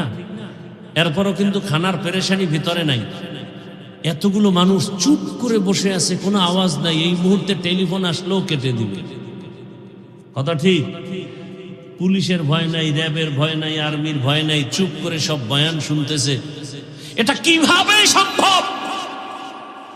নগদ চোখে দেখায় দিলাম, এটা ইসলাম মানলে সম্ভব। এর নাম ইসলাম, এর নাম ইসলাম। ইসলাম মানি শান্তি। এই শান্তি ইসলাম ছাড়া কেউ দিতে পারবে না, সম্ভব না, কোনোভাবেই সম্ভব না। আল্লাহ বুঝার তৌফিক দান করেন। এবার ইসলাম কিছুটা বুঝছেন তো? ইসলাম কি বলে? দুইজন দেখা হলে কি দাও? সালাম শব্দের অর্থ শান্তি। দেখা হলেই শান্তির দোয়া শুরু, কথা ঠিক? ইসলাম কি বলে? বড়দেরকে বলে এই বড়রা, ছোটদেরকে মায়ার নজরে দেখো। আল্লাহর জাতের কসম, বড়রা যদি ইসলাম অনুযায়ী ছোটদেরকে মায়ার নজরে দেখেন, কোনোদিন জুলুম করবে না। এবার ইসলাম ছোটদেরকে কি বলে? এই ছোটরা, বড়দেরকে সম্মানের নজরে দেখো। সব ছোটরা বড়দেরকে যদি শ্রদ্ধার নজরে দেখে, কোনোদিন বেয়াদবি করবে? এর নাম ইসলাম। ইসলাম কি বলে? আখেরাতে তুমি বিনা হিসাবে জান্নাতে যাবে। মুমিনকে দুইটা আদেশ দিলেন, কোনো বেঈমানকে দেন না কেন? এর সংক্ষেপ জবাব হলো, জান্নাত শুধু মুমিন পাবে, কোনো বেঈমান এক সেকেন্ডের জন্য জান্নাত পাবে না। জান্নাত কারা পাবে? শুধু মুমিন। আর মুমিনরাও যে পাবে, কত ফিডা খাওয়ার পর, বহু ফিডা কপালে আছে। দলিল, রহমতের নবী বলেন, আমি আশঙ্কিত, আমি ভয় ভীত। আমার আগে একদল উম্মত ছিল বড় চালাক, এদের বংশে, এদের গোষ্ঠীর মধ্যে অনেক নবী রাসূল আল্লাহ পাঠিয়েছেন। ওই গোত্রে, ওই বংশের নাম, ওই দল, ওই গোষ্ঠীর নাম বনি ইসরাইল। ওই বনি ইসরাইলের আল্লাহ এত আদর করেছেন, ডাইরেক্ট আসমান থেকে খানা দিছেন। ডাইরেক্ট সন্ধ্যাবেলা দেখতো ছোট ছোট পাখি, আস্তা পাখি বুনা হয় জমিনে পড়ে, হালুয়া পড়ে বৃষ্টির মতো, নিশিরের মতো। জামানার নবী মুসাকে আল্লাহ বলছেন, বনি ইসরাইল চালাকি করে যেন কালকের জন্য খানা রেখে না দেয়। আজকেরটা পেয়েছে, আজ খেয়ে ফেলবে, কালকে আবার দিব। যদি চালাকি করে খানা বন্ধ হয়ে যাবে। মজা পাইয়া বনি ইসরাইলরা খাইয়া কয়া, সব খাইস না, কালকের জন্য রেখে দাও। রেখে দিয়েছে, চালাকি করে খানা বন্ধ হয়ে গেল। রহমতের নবী বলেন, ওই বনি ইসরাইল যদি চালাকি না করত, আমার উম্মতেরাও কিয়ামত পর্যন্ত আসমানের ডাইরেক্ট খানা খেয়ে ঘুমাইতো। ওর চালাকির কারণে খানা বন্ধ হয়ে গেল। ওই বনি ইসরাইল এত চালাক, অহংকারের ভাব করে করে নিজেদের মধ্যে দলে দলে বিভক্ত হয়ে গেল ৭২। আর আমি মুহাম্মদের উম্মতের দলের মধ্যে আরো একটা বেড়ে যাবে। কয় দল হবে? কুল্লুহুম ফিন্নার, সবাই জাহান্নামে যাবে। ইল্লা মিল্লাতান ওয়াহিদা, এক দল জান্নাতে যাবে। ক্বালু মান হিয়া ইয়া রাসূলুল্লাহ, ও ফি রাওয়ায়াতিন মা হিয়া ইয়া রাসূলুল্লাহ। সাহাবায়ে কেরামদের মধ্য থেকে কেউ বললেন, রহমতের নবী 73 কাতারের মধ্যে যেই দলটা জান্নাতে যাবে তাদের পরিচয় কি? ক্বালা মা আনা আলাইহি ওয়া আসহাবি। ভালো করে খেয়াল করেন, রহমতের নবী যদি বলতেন আমি মুহাম্মদের আদর্শ মেনে যারা চলবে তারা জান্নাতে যাবে, এতটুকু বললেও তো হয়ে যেত। নবী এতটুকুই বলেন না, রহমতের নবী বলেন দুইটা আদর্শকে একজাস্ট করে যারা জীবন চালাবে তারা জান্নাতে যাবে। এক হলো আমি মুহাম্মদের আদর্শ, আর আমার হাতে গড়া ছাত্র সাহাবায়ে কেরামের আদর্শ যারা মেনে চলবে। অতএব ১৫০০ বছর পরে ফাইনাল এখান থেকে আমরা শিক্ষা নিলাম, যদি কেউ বলে আমরা মুহাম্মদ আর নবী মানি, সাহাবাদেরকে মানি না, এরা মুসলমান হলেও এরা ৭২ কাতার জাহান্নামীদের অন্তর্ভুক্ত। তুকু যাও সুন্নতে আহমদ কো জাবা মুহাম্মদ कैबुअद निस्बत रामन अहब्बा सुन्नती कौले रसूल मजदाए काना माई हम कुन कबूल। এই যে ৭২ দলেরা জাহান্নামী, এক দল জান্নাতি। এই যে ৭২ দল জাহান্নামে যাবে, এখানে কোনো হিন্দু নাই, বৌদ্ধ নাই, খ্রিস্টান নাই, ইহুদি নাই, সব মুসলমান। তাহলে বুঝেন তো মুমিন জান্নাতে যাওয়ার কতটা বাধা। যেই মানুষের এত দাম, ওই মানুষ আবার জাহান্নামের লাকড়ি হবে। ইয়া আইয়ুহাল্লাযীনা আমানু কু আনফুসাকুম ওয়া আহলিকুম নারা আকুদুহান নাসু ওয়াল হিজারা عليها ملائكة غلاظ شداد لا يعصون الله ما أمرهم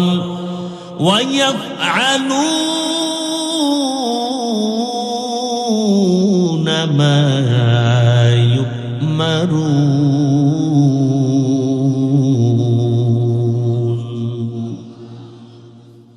আল্লাহ বলেন, হে মুমিন জাহান্নাম থেকে নিজেকে বাঁচাও, এরপরের দায়িত্ব আহালকে বাঁচাও।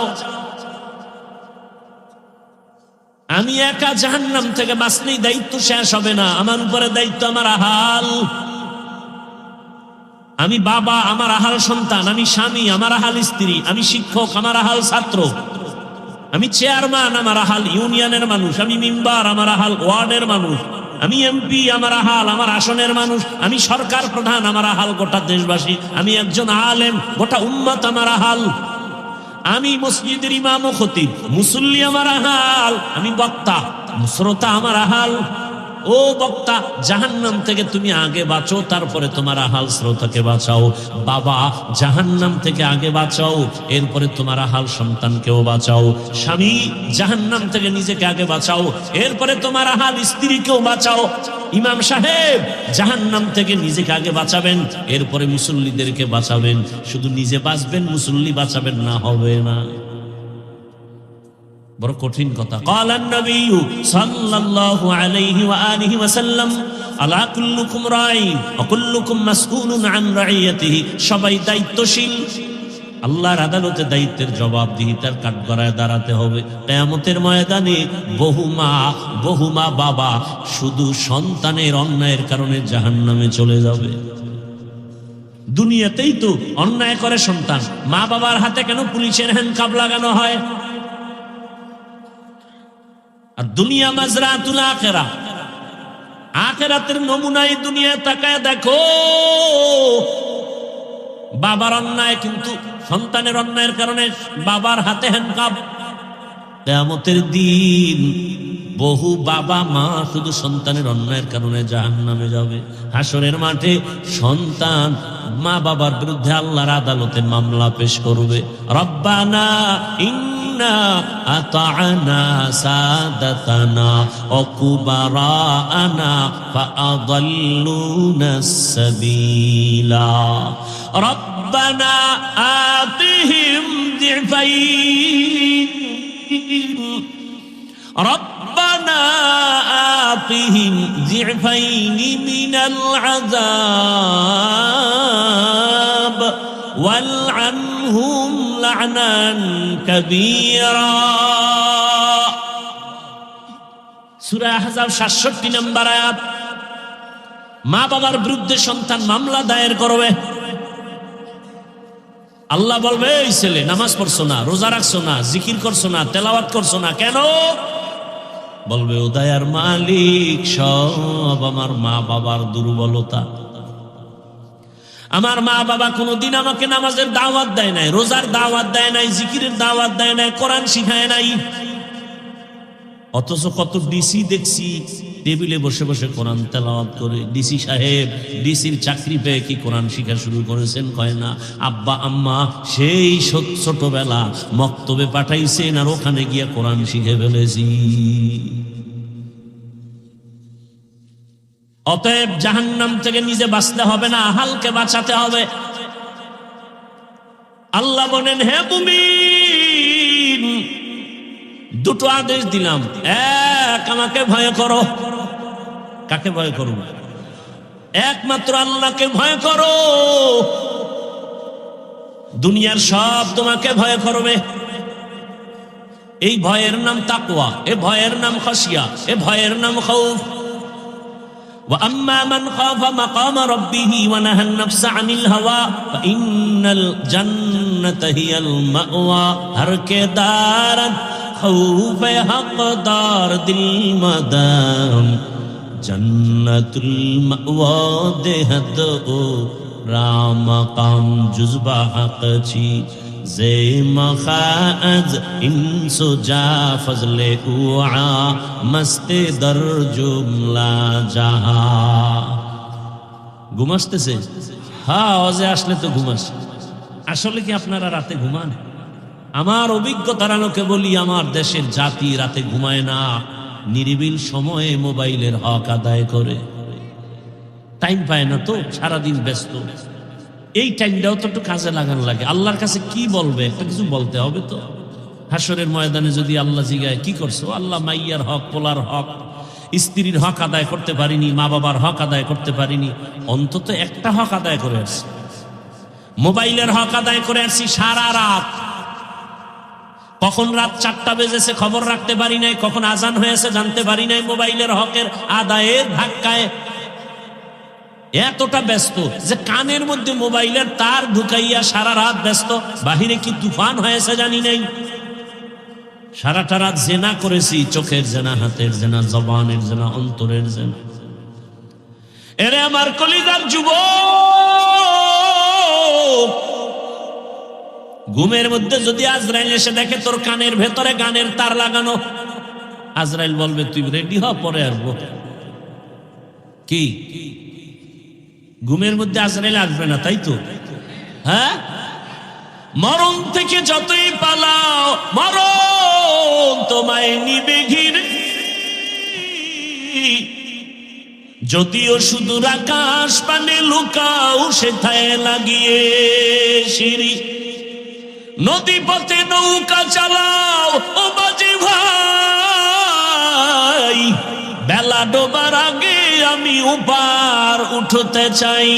ডুবে গেলে বেলা রে আর উঠে না, ভেঙ্গে গেলে মেলা রে আর জমে না।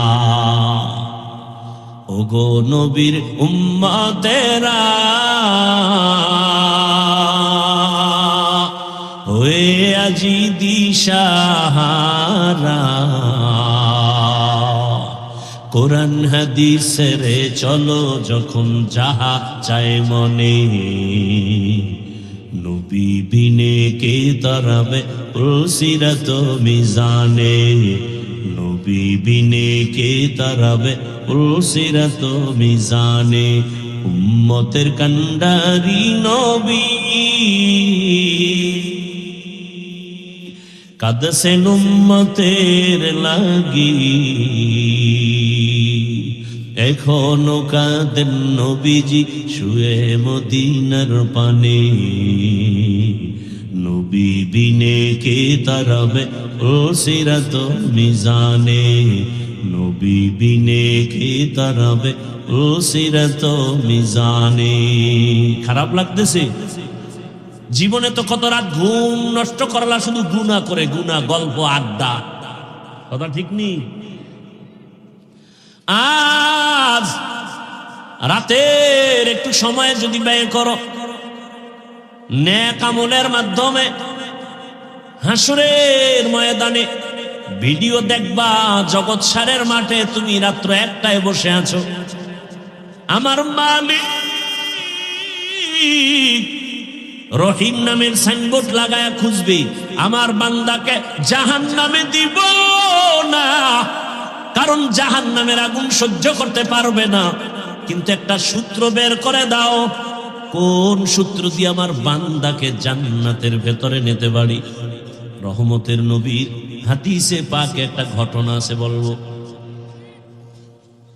রহমতের নবী বলেন, ভাই ইকো বন্ধ করো। রহমতের নবী বলেন, রিভাবটা একটু বাড়াও।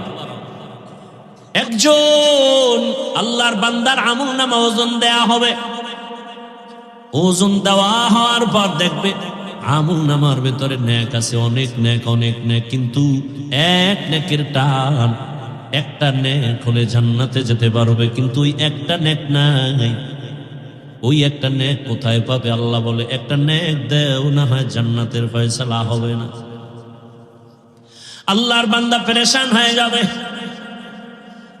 দয়াময় রব্বুল আলামিন বলবেন, খুঁজো হাসরের মাঠে, দেখো একটা নেক কে তোমাকে দেয়। তোমার ছেলে, তোমার মেয়ে, তোমার স্ত্রী, তোমার মা বাবা, দেখো কার কাছে গেলে একটা নেক পাইবা। আল্লাহর বান্দা কাঁদবে আর হাসরের মাঠে দৌড়াবে।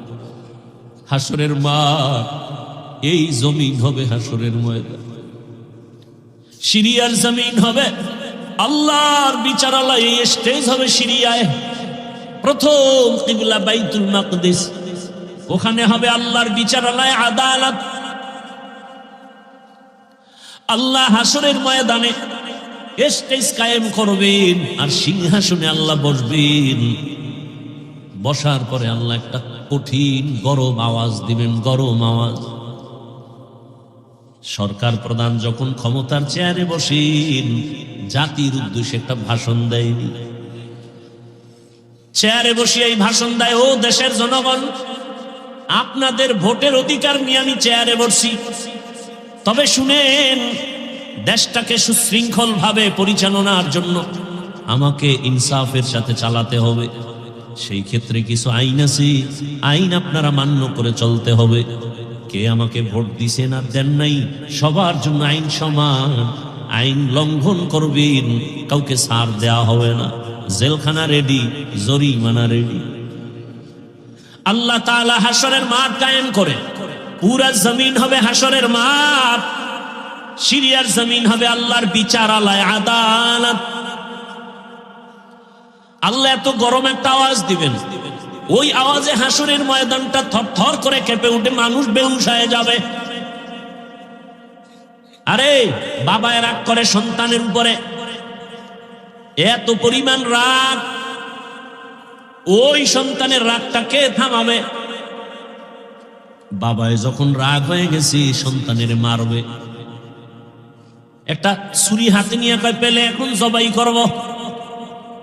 ওই বাবার রাগ কেউ থামাতে পারে না। স্ত্রী পাশে গিয়া বসে সুন্দর কথা বুঝায় বুঝায় থামায়, এই স্বামী আমার, এত পাগল হলে কি হবে? এই মুহূর্তে তুমি রাগ করেছো, সন্তানটার উপরে যদি একটা অ্যাক্সিডেন্ট করেই ফেলো, তুমি তো আবার কান্না করবা, থামো। তাহলে স্বামী রাগ হলে সন্তানের উপরে মা এসে থামায়, কথা ঠিক নেই। আল্লাহ যদি রাগ করে, থামাবে কে? কঠিন হুঙ্কার দিবেন, এমন কঠিন। হাসরের মাঠে সব উলঙ্গ দাঁড়ানো হবে, নারীরাও উলঙ্গ, পুরুষেরাও উলঙ্গ, সব এক জায়গায়। আম্মা জান আয়েশা রাদিয়াল্লাহু আনহা বলেন, ও রহমতের নবী, লজ্জা লাগবে না? কেউ কারো দিকে তাকালে তো লজ্জা পাবে। রহমতের নবী চোখের পানি ছেড়ে বলেন, ও আয়েশা, হাসরের মাঠ এমন কঠিন হবে, কেউ কারো দিকে তাকানোর হুঁশ থাকবে না। কেমন কঠিন হবে যে কেউ কারো দিকে তাকানোর হুঁশ থাকবে না। আল্লাহ যদি রাগ করেন তো কে থামাবে, কে নরম করবে? আমার আল্লাহকে তো কেউ নাই। আল্লাহ কয় ওয়ামা আরসালনাকা ইল্লা রাহমাতাল লিল আলামিন।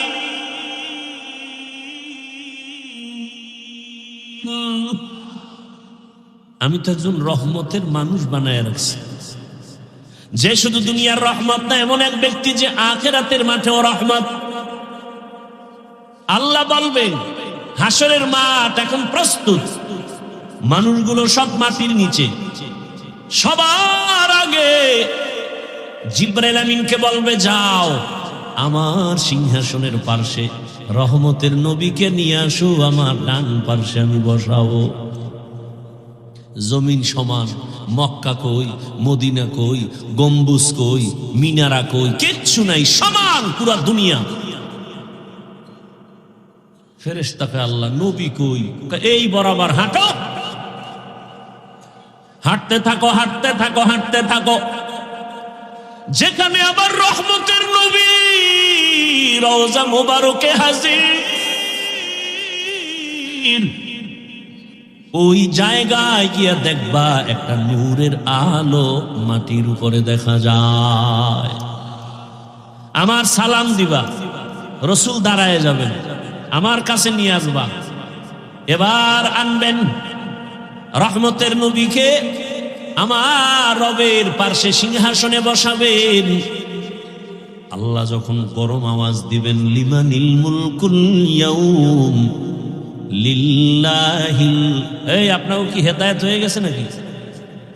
হ্যাঁ, কারো জ্যৈষ্ঠ মাস, কারো সর্বনাশ না। মরাডারে মারো কেন, কয় লড়ে কেন? আমার দফা ঠান্ডার হে আরামে ঘুমাইতে যায় না, বিড়ি টানতে যায় তো কওয়াও যায় না। আল্লাহ হেদায়েত দান করুন। হেদায়েত হয়ে গেছে। ভেতরে দীর্ঘ টাইম বসার শক্তি না থাকলে ওই ভাইগো মতো বাইরে দাঁড়ায় শুনবেন, ফাঁকে ফাঁকে বিড়িও টাইনে আবার আসবে। সমস্যা কোথায়? ভিতরে ঢুকে ডিস্টার্ব করেন কেন? আল্লাহ হেদায়েত দান করুন।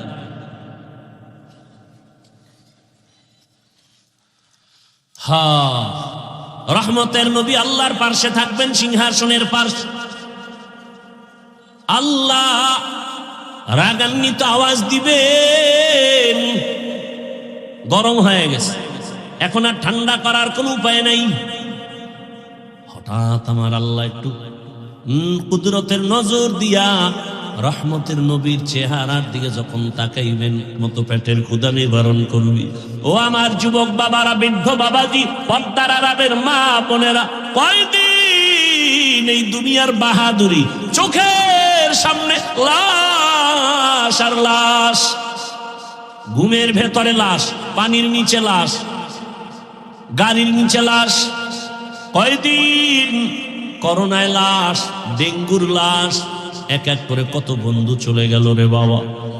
ওই আল্লাহর বান্দা ঘুরবি, একটা নেক হলে আমি জান্নাতে যেতে পারি। ঘুরতে ঘুরতে সন্তানের পাবে, বাবায় বলবে এই সন্তান একটা নেক আমারে দে, আমি জান্নাতে যেতে পারবো। সন্তান বলবে আমি বাবা ছাড়া দুনিয়াতে আসতে পারি নাই, তুমি যে আমার বাবা বিশ্বাস করি না। যাও, বাবা চোখের পানি ছেড়ে কাঁদবেন, ঘুরবে কোথায় যাব? স্ত্রীর কাছে যাবে, একই জবাব। মা বাবার কাছে যাবে, একই জবাব। আমার আমল নামায় সব গুনার গুনাহ, চোখের গুনাহ, হাতের গুনাহ, জবানের গুনাহ, অন্তরের গুনাহ, নামাজ না পড়ার গুনাহ, বেপরদায় চলার গুনাহ, গান শোনার গুনাহ, গীবতের গুনাহ, মিথ্যার গুনাহ।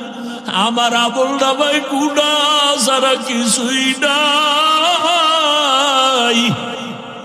তবে আমার আমল নামায় জীবনের একটা ভালো কাজের একটা নেক আমল আছে। কিন্তু একটা নেক দিয়ে তো জান্নাত পাবো না। আমার অনেক গুণা বেশি, নেক একটা, এই এক নেক দিয়া জান্নাত আমি পাবো না। তবে আজকে এই বিপদের সময় আমি চাই আমার ভাইটাকে নেকটা দিয়া সহযোগিতা করি। ও ভাই, তুমি আমার নেকটা নিয়ে নাও। বলে তুমি জাহান্নামে যাবে, তোমার একটা নেক দিয়ে আমারে, তোমার লাভ কি? কয় আমার লাভ তো কিছুই না, তবে একটা তৃপ্তি, আমার একটা ভাইয়ের উপকার করতে পেরেছি, এটাই আমার তৃপ্তি। আমি আমার ভাইয়ের উপকার করতে পেরেছি।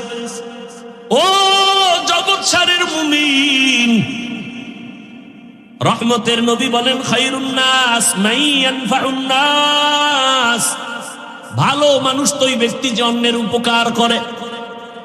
আজকে দেখো তাকায়া, যে যত ক্ষতির মধ্যে পড়ে কাছের মানুষের কারণে, আপন লোকটাই ক্ষতি করে, দূরের মানুষ তেমন করে না।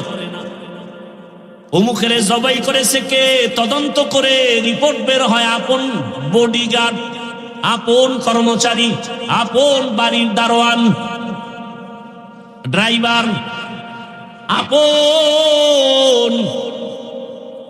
অথচ রাসূল বলেন তুমি তো ভালো মানুষ হতে হলে এমন হও যে তোমার দ্বারা কারো ক্ষতি হবে না। এর নামই তাকওয়া, আল্লাহর ভয়। কারো উপকার করতে না পারলেও ক্ষতি করব না, কারো প্রশংসা করতে না পারলেও বদনাম করব না। ওই আল্লাহর বান্দা একটা নেক দিয়া বলে আমি ভাইয়ের উপকার করি, এটাই আমার তৃপ্তি, আল্লাহর আদালতে চলে যাবে। ওই বান্দা বলবে আল্লাহ নেক পেয়েছি, জান্নাত দাও। পাইলি কই? ছেলে কয় না, মেয়ে না, কে দিয়েছে? বলে আমার রক্তের কেউ দেয়নি। তবে আল্লাহ আমি হাঁটতেছি, তোমার এক বান্দা চোখের পানি ছেড়ে কাঁদে জাহান্নামের ভয়। ওই বান্দা তার আমল নামায় সব গুনাহ, একটা নেক ছিল, ওই নেকটা আমাকে দিয়েছে। কেন কেন? তাকে দা আমার সামনে আনো। সামনে আনবে, তুমি কি এর একটা নেক দিছো? বলে হ্যাঁ আল্লাহ দিয়েছে। কেন? ও আমার যুবক বাবারা, বৃদ্ধ বাবাজিরা, পর্দার আড়ালের মা বোনেরা, বয়ান শুনলে হবে না, এগুলো অন্তরে ঢুকাইয়া তওবা করেন। কয়দিন আর দুনিয়াতে বাহাদুরি করবেন? ও যুবক বাবারা, আমি যে এতক্ষণ বয়ান করলাম একবারও কিন্তু বলি নাই আমার মতো বড় হুজুর হও, স্কুল ছেড়ে মাদ্রাসায় যাও বলি নাই, তাবলীগে না গেলে জাহান্নামে যাবে, পীরের কাছে না গেলে জাহান্নামে যাবে বলি নাই। বরং আমি চাইলে যুবক, আমার দেশে মাওলানা মুফতি মুহাদ্দিসের অভাব নাই, আমার দেশে আদর্শবান ডাক্তারের অভাব, আদর্শবান ইঞ্জিনিয়ারের অভাব, আদর্শবান ওসি ডিসিএসপির বড় অভাব। আমি চাই তুমি স্কুলে পড়ো, কলেজে পড়ো, ডাক্তার হও, প্রফেসর হও, ইঞ্জিনিয়ার হও, তুমি একজন ওসি ডিসিএসপি হও, চেয়ারম্যান, মেম্বার, এমপি হও, তবে আদর্শবান হইও, বেয়াদব হইও না রে বাবা। যদি বেয়াদব মার্কা ডাক্তার হও, লিখে রাখো তাসলিমা নাসরিনের পরিণাম ফলের মতো তোমারটাই হবে। বলতে পারো হাফিজ ভাই ডাক্তার হব, ইঞ্জিনিয়ার হব, তবে আদো বলা হতে হবে, বেয়াদব হব না। এ কথার ব্যাখ্যা কি? ভালো করে মনে রাখো যুবক, লিখে রাখো। 3 জায়গায় বেয়াদবি করবা না, লিখে রাখো কসম আল্লাহর, করলেই মরার আগে তোমার ধ্বংস শুরু। কয় জায়গায়? 3 জায়গায় বেয়াদবি করবা না। 1 নাম্বার হলো মা বাবা। মা বাবার সাথে যদি বেয়াদবি করো, আর মা বাবা যদি কষ্ট পেয়ে নিঃশ্বাস ফেলে বলে আহ, তোমার ধ্বংস শুরু। 2 নাম্বার জায়গা শিক্ষক। তোমার ওস্তাদ আমার ওস্তাদ, আমার মা বাবা দোয়া করেছেন, এ কারণে বিবারিয়ার ময়দানে চেয়ারে বয়ান করি, কিন্তু বয়ানটা আমার মা বাবা শিখান নাই, আমার ওস্তাদ আমারে ধরে ধরে বয়ান শিক্ষা দিয়েছেন। অতএব ওস্তাদের বয়ান অবদান কম না, ওই শিক্ষকের কষ্ট দিবে না, বেয়াদবি করবা না। যদি বেয়াদবি করো, শিক্ষক যদি কষ্ট পেয়ে নিঃশ্বাস পেলে ধ্বংস শুরু হয়ে যাবে। 3 নাম্বার জায়গা উলামায়ে কেরাম, মুরব্বী, এদের সাথে যদি বেয়াদবি করো, নিঃশ্বাস পেলে তোমার ধ্বংস শুরু হয়ে যাবে। রাস্তায় চলি মাঝে মাঝে কত ল্যাংটা পাগল দেখি, ইংলিশে কথা বলে, আরবিতে কথা বলে। বিষয়টা কি? ভালো ছাত্র ছিল, বেয়াদবি করে বর্তমার কারণে ধ্বংস হয়ে গেছে। গোটা দুনিয়ার ইংরেজি শিক্ষিতরা পাগল 10 মিনিটের লেকচার শোনার জন্য। ওনার লেখা উর্দু লেখা বই, আরবি লেখা বই, বাংলা অনুবাদগুলো পড়েন না, দেখবেন কি পরিমাণ জ্ঞান ভেতরে ঢুকানো। জাকির নায়েক সাহেব তার 10 মিনিটের কথা শুনে বলে, মাযহাব না মানলে ইসলাম মানার রাস্তা খোলা নেই। ভাইরা আমার, ভালো মানুষ যারা হইছে, এই যুবক, তোর মতো সারা রাত মোবাইলে আকাম করলে জীবনে ডাক্তার জাকির নায়েক হতে পারতো না। হাসো, নির্লজ্জের মতো হাসো। তোর মতো একটা যুবক গোটা দুনিয়া নেতৃত্ব দিবে, সেই মেধা তো আল্লাহ যুবকের দিয়েছে, নষ্ট করো কেন? আমি তো চাই তুমি এমন ডাক্তার হও জাকির নায়েকের মতো সারা বিশ্ব তোমাকে চিনবে, এমন ইঞ্জিনিয়ার হও গোটা দুনিয়া তোমাকে চিনবে, মরে গেলে মানুষের হৃদয়ে অমর হয়ে থাকবে। আর সেই জীবন চাইলে 3 জায়গার দোয়া নাও। কয় জায়গার মনে আছে তো? মা বাবা, শিক্ষক, ওলামায়ে কেরাম। বেয়াদবি করিও না, আর পেছনের গুনাহ থেকে তওবা করো। মনে মনে আল্লাহকে বলো, আল্লাহ জীবনে তো গুনাহ কম করি নাই, নফসের ধোকায় পড়ে তওবা করি। আমি ডাক্তারি পড়ি, ইঞ্জিনিয়ারিং পড়ি, আমি জেনারেল লাইনে পড়ি। ঢাকা কলেজে গিয়ে দেখো না কত যুবক কলেজে পড়ে, বড় পাগড়ি মাথায়, বড় দাড়ি, বড় জামা পরে যায় কলেজে, ঢাকা কলেজে। আরে মাওলায় কবুল করলেই তো সম্ভব, চেষ্টা করো। দুনিয়াতে জীবনে মাথা উঁচু করে দাঁড়াও।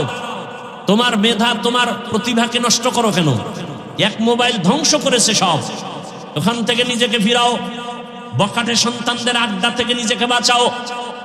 জীবন শেষ হয়ে যাবে, যৌবন নাই, লেখাপড়া নাই, কিচ্ছু নাই। তওবা করো, আল্লাহ তুমি আমারে মাফ করে দাও, আর নামাজ ছাড়বো না, দাড়ি কাটবো না, বেপরদায় চলবো না। মা বাবার দোয়া, শিক্ষকের দোয়া, উলামায়ে কেরামের দোয়া নিয়া নবীর আদর্শ মেনে চলবো। ও মা ও বোনেরা, এখনো তওবা করেন, আল্লাহকে মনে মনে বলেন, আর বেপরদায় চলবেন না, নামাজ ছাড়বেন না, মোবাইলে সময় নষ্ট করবেন না, স্বামীর মাল খেয়ানত করবেন না। আল্লাহর কাছে খাঁটি অন্তরে তওবা যদি করতে পারেন, আল্লাহ জীবনের গুনাহ মাফ করে দিবেন। হাসরের ময়দানের ভয় আর ওলামায়ে কেরামের পরামর্শ নিয়ে নিজের আত্মাটারে পবিত্র করবেন, তাকওয়ার মানদণ্ডে চলবেন, গুনাহ ছাড়বেন। আল্লাহ পাক রব্বুল আলামিন তওবার দরজা খুলে রাখছেন। যদি বান্দা খাঁটি অন্তরে তওবা করতে পারে, আল্লাহ জীবনের গুনাহ মাফ করে দিবেন। ও দয়ার মালিক, মনে মনে ডাকো, আমার আল্লাহর মতো দয়াময় কেউ নাই। হে আল্লাহ, এই ময়দানে কুদরতের নজর দিয়া দেন, এই ময়দানের প্রত্যেকের হেদায়েতের মালা গলায় পরায়া দেন। আমিন।